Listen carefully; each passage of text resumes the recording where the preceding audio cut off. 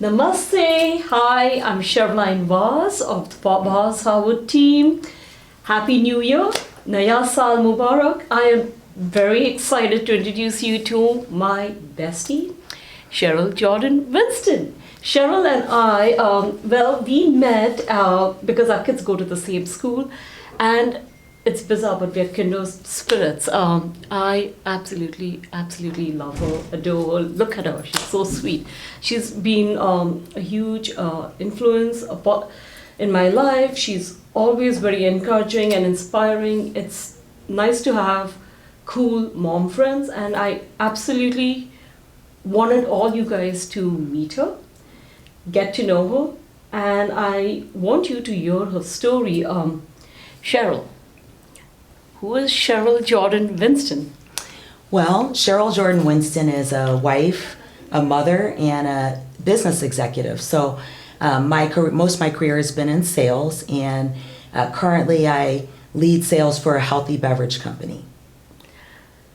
And you and you were the one who encouraged me to run my first 5K. Oh my Yes. gosh, I'm sure all of you all saw me in my tutu with Super fun. with Cheryl and Jasmine. Oh my gosh, that was hilarious. But when we were training, that's when you told me why you got into fitness, and you told me you have a fatty liver disease. Now, fatty liver disease, it's something I had never heard of. And the more I learned from Cheryl, the more horrified I got, because it's very silent, and it creeps on you without when you least expect it. But then, please, this is your story. Yeah, so in 2018, I randomly had a blood test, and it showed that my liver enzymes were high. And typically, when that happens, it means that there's some sort of either damage to your liver or some type of liver disease. So that was a complete surprise to me. And, I never had anything like jaundice, like yellowing of the eyes, which that sometimes happens. The only symptom that I did have was easy bruising, actually, which is a symptom of liver disease, but a lot of things can cause that. So I didn't, never thought that I would have an issue. And so doctors did some ultrasounds and found out that I have fatty liver disease. Unfortunately, it's mild.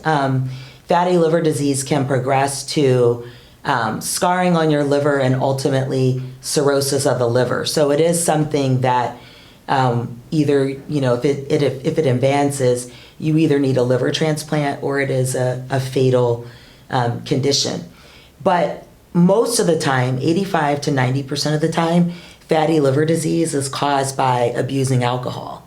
And that wasn't the case with you. That's correct. You fall within the rare percentile of people where it's non-alcoholic. Absolutely. So 10 to 15% of the people that have fatty liver disease, they consume 0 to moderate alcohol, and they get it anyway. And doctors really don't understand why, but it's just something that happens. So my dad later found out in the last 2 years that he has fatty liver.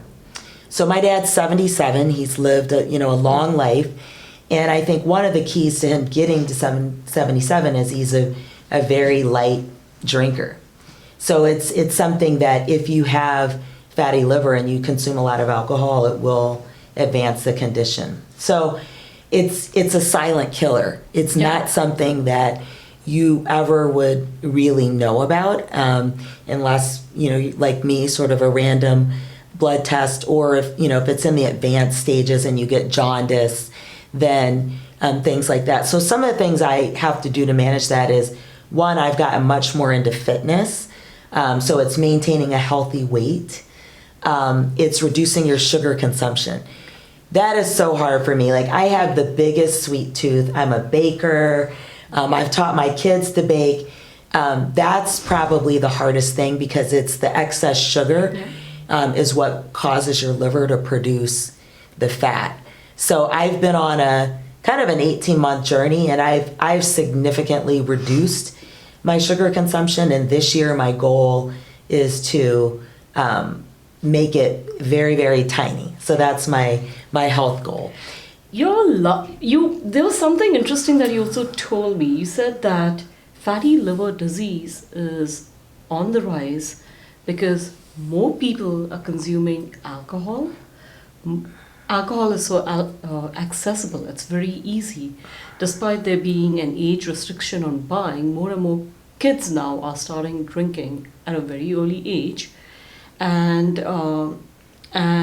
women, alcohol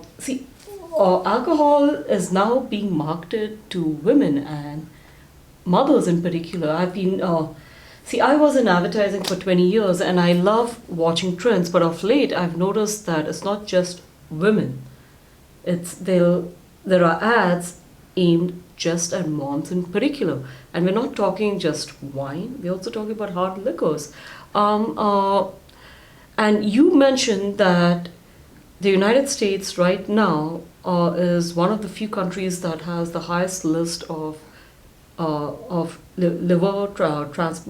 patients requiring liver transplants, and fatty liver disease is really on the rise. Absolutely. So I think the big driver in American culture is there's a trend towards binge drinking. And, binge drinking is not necessarily consuming, 10 shots. The sort of the qualifications for that are a lot lower. So for a woman, it's at any sitting if you drink more than one drink or more than 7 drinks in a week.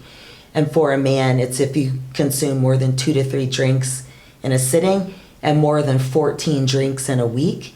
14 servings of alcohol in a week, you're at risk for fatty liver. And in fact, in the U.S., liver disease, cirrhosis of the liver, is rising as one of the top causes of death for people that are like 25 to 40 age range. So it's definitely, you're seeing the results of that, and the rising number of patients that need liver transplants.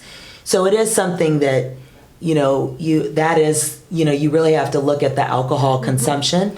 And I think, with the sort of the college and party atmospheres, people easily are consuming a lot more alcohol for women than 7 drinks a week or 14 drinks a week for men. So it's really important to manage that so that you can have the quality of life you want for a long time. I am severely hypothyroid, and until you told me about fatty liver disease, I did not realize that ideally I should not be drinking. I was just, as a lot of you know, 2 weeks ago I was in hospital, and that was, and it was because I had a lump in my neck, and that was just a bacterial infection, but they ran tests for everything, including my liver, and touch wood, they said, I'm all clear, because I said, my friend has this, and do I have that? They said, no, not yet, but we would like you to ideally not drink since you're so hypothyroid. And with the new year and everyone with their resolutions, etc., I just thought today would be a great day for you to talk about this, because this is your passion. Definitely. It definitely is. I think I want to live long and be 77 like my dad, at least, and want other people to do that. And it's something I had no idea about until it happened to me. So I think it's really important to get the word out and have people know about that, because you can't get another liver. Currently today, the number of people that need liver transplants exceeds the number of livers available. And so it's, the best thing to do is to manage your health so that you don't get on that list.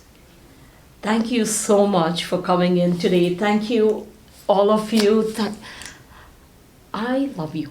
Oh, thank you. Thank you for being honest. Thank you for just sharing your truth out here. It's very hard for a lot of us to hear that I remember being scared when I first heard about it. You are right. The number of livers wanted is the demand is higher than the availability. Thank you. Namaste. It was so nice meeting all of you. Bye.